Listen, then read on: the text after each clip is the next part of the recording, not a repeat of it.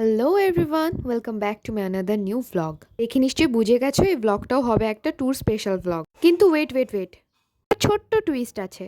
টুইস্টটা হচ্ছে এই যে আমাদের একটা টাস্ক দেব। তোমরা বলো তো এখন বাজে কটা, মানে আমার ভিডিওটা দেখে কি মনে হচ্ছে এখন কটা বাজে? তোমাদের মতন এক্স্যাক্টলি আমারও সেই কনফিউশনটাই হচ্ছিল। আর কনফিউজ হওয়ার কোনো দরকার নেই, আমি টাইমটা বলে দিচ্ছি। এখন বাজে সকাল 6টা, মানে লিটারালি এত ভোরে এরকম গরম আমি ছোট থেকে কোনো দিনও অনুভব করিনি। এই ছিল আমার ফার্স্ট এক্সপিরিয়েন্স গাইস। যখন আমি কলকাতায় গিয়েছিলাম তখন আমি এরকম গরমটা অনুভব করেছিলাম। আজকাল কলকাতা শিলিগুড়ির মধ্যে কোনো রকম ডিফারেন্স নেই। এখন আমি কার্শিয়াং ভিউ পয়েন্টে দাঁড়িয়ে আছি, যেখানে কোনো রকম হাওয়া নেই। দেখে নাও তোমরা। প্রচণ্ড গরম। প্রায় এখন বাজে আমাদের এখানে প্রায় 6:15। আমরা এখানে পৌঁছে গেছি অলরেডি। বাট এই হচ্ছে লোকেশন অ্যান্ড ভিউজ। এখন একটু ওদিক থেকে একটু ঘুরে আসবো। সি Connected. Let's go. এই যে আমাদের সাথে একটা বন্ধু আছে। ভিউ খুব সুন্দর, কিন্তু প্রচণ্ড গরম।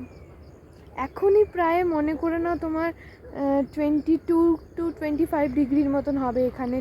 আর কিন্তু ভিউজ অ্যামেজিং, ভিউ সত্যি খুব সুন্দর। একটুকু হাওয়া নাই এত বড় পাহাড়ে। মানে একটা সুন্দর প্রজাপতি দেখতে পেলাম, উঠতে পারছে না আই থিঙ্ক।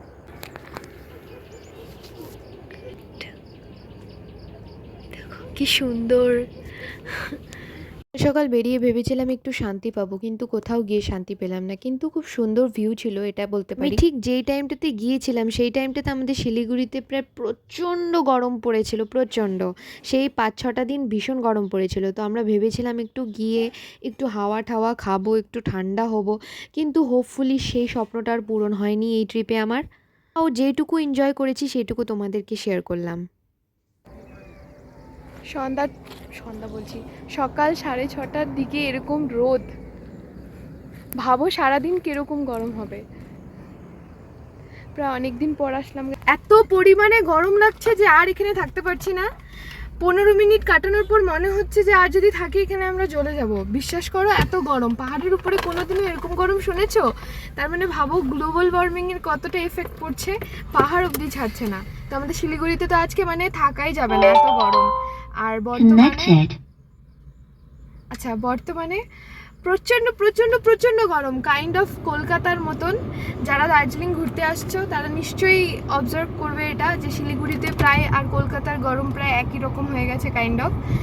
তো আর থাকতে পারছি না, এখান থেকে বেরোবো। ও অলরেডি কি বলবো, অসুস্থ হয়ে গেছে গরমে, কারণ ও প্রচণ্ড পরিমাণে ঘামে আর আমিও ঘামছি। দেখো, বুঝতেই পারছো নিশ্চয়ই, পুরো ঘামছি আমি। প্রায় 6:30, সকাল 6:30 থেকে এত গরম। তার মানে ভাবো পুরোটা দিন কিরকম কাটবে। অল দ্য বেস্ট এভরিওয়ান এত গরমে দিন কাটানোর জন্য। তো লেটস গো, এখান থেকে কোথাও যাই, একটু কফি চা খাবো, তারপরে ডিরেক্ট বাড়ি। Good bye. পাহাড় গয়ে और কফি না খাইয়ে তো हो ही नहीं सकता। ফাইনালি আমরা পেট পুজো করলাম। পেট পুজো করে সুন্দর ভিউ দেখতে দেখতে বাড়িতে চলে আসলাম। আশা করি তোমাদের ব্লগটা ভালো লেগেছে। ভালো লাগলে অবশ্যই সাবস্ক্রাইব করে দিও। দেখা হচ্ছে পরের ব্লগে।